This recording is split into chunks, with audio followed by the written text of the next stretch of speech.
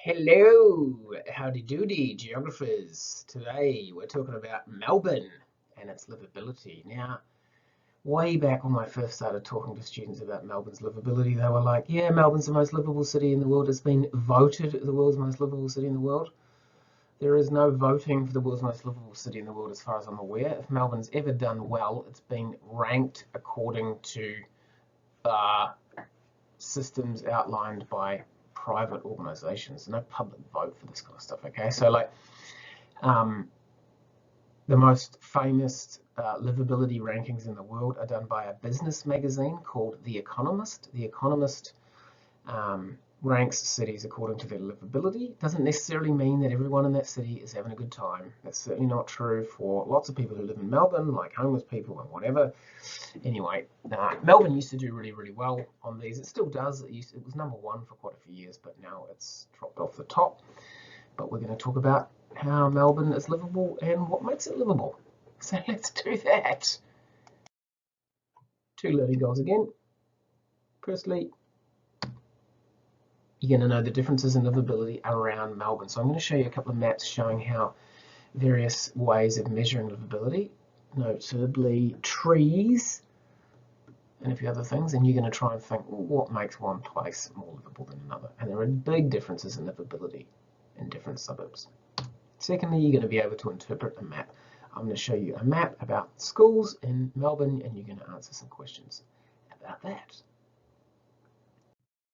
Right, one tiny slide of notes today. Aren't you lucky? It's Christmas and your birthday all at once. Is Melbourne all the same? Short answer, nah. Long answer, nah. Right. So there are high areas with high livability are in the inner east.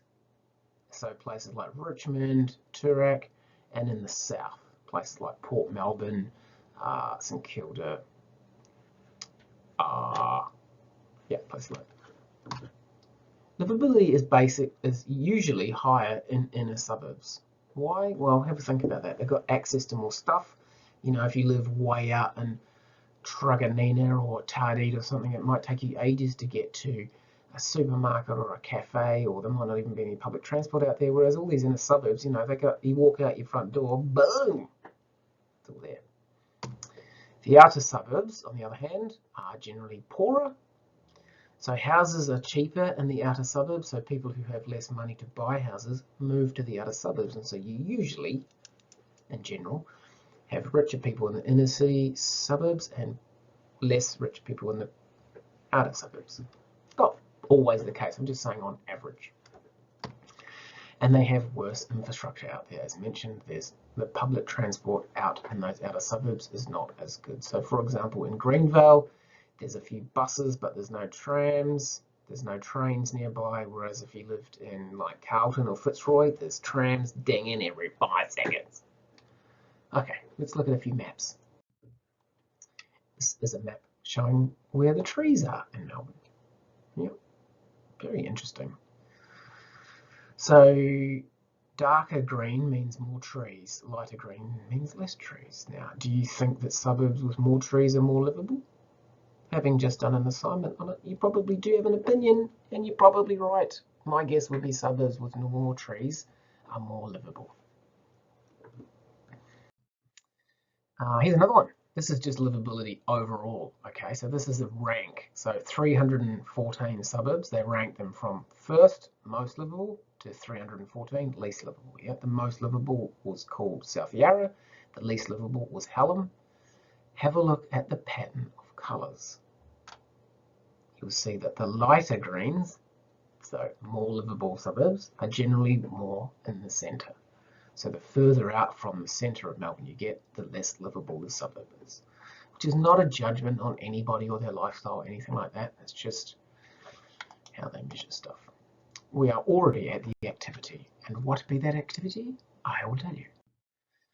Here is another version of those maps, but it's about schools. It's how close you are to a school. So if it's, I'm not going to actually interpret that for you, that's your activity. So anyway, let's just hit the questions. What's this map about? That would normally be listed in the title.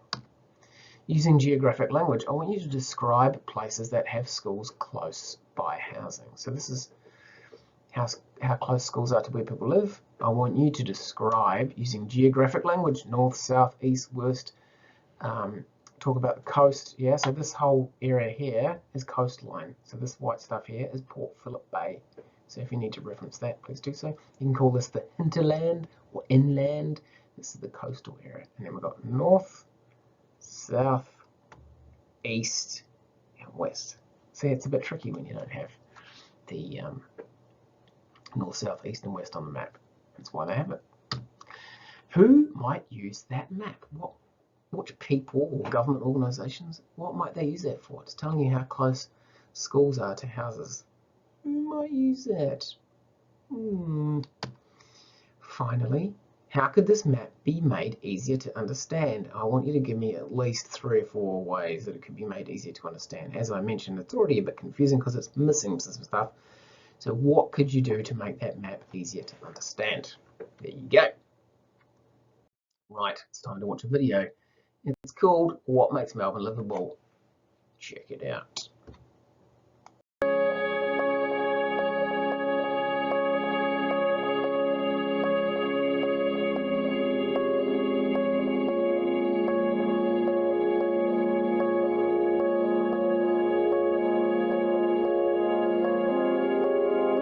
Melbourne's green open spaces are just one of the reasons it frequently ranks as one of the world's most livable cities. Its vibrant art scene, thriving restaurants and famous sports venues offer its 4 million residents a huge variety of leisure activities. But it's not all about play in Australia's cultural capital. Melbourne is the country's higher education hub, home to a number of highly regarded universities and a big student population.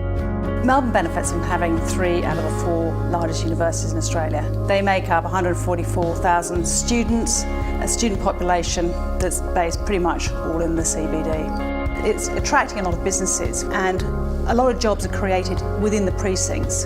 If you think about the ASX 200, at the moment 29% of those companies are based in Melbourne.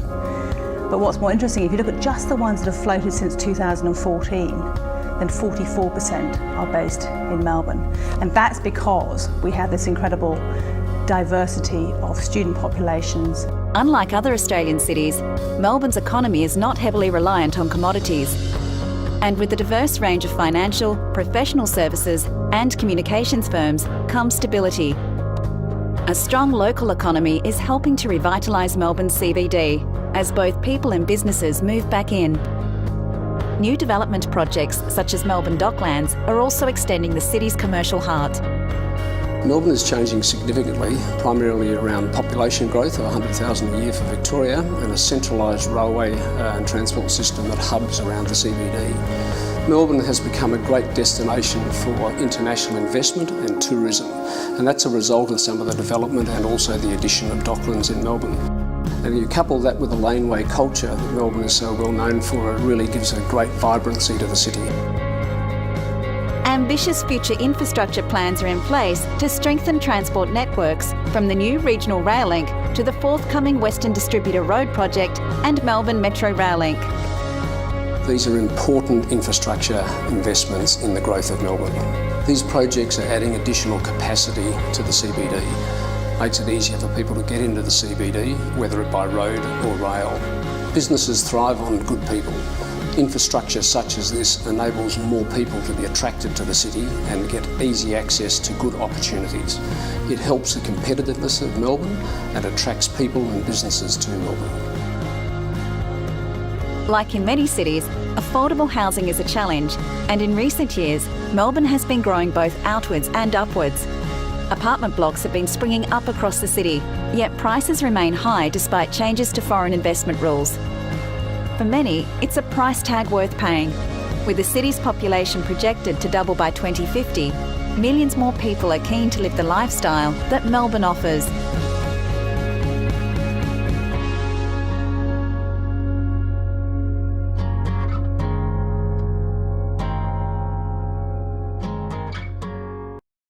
Alrighty then, let's do a reflection activity. It's a real simple one. I used to think, so the topic of Melbourne's livability, I used to think blah, blah, blah about Melbourne's livability. But now, so hopefully this lesson has made you change your mind about something to do with livability, and that's those 2 short sentences that you've got to answer. And that is it. Yeah, pretty quick. Thanks heaps. Keep it real.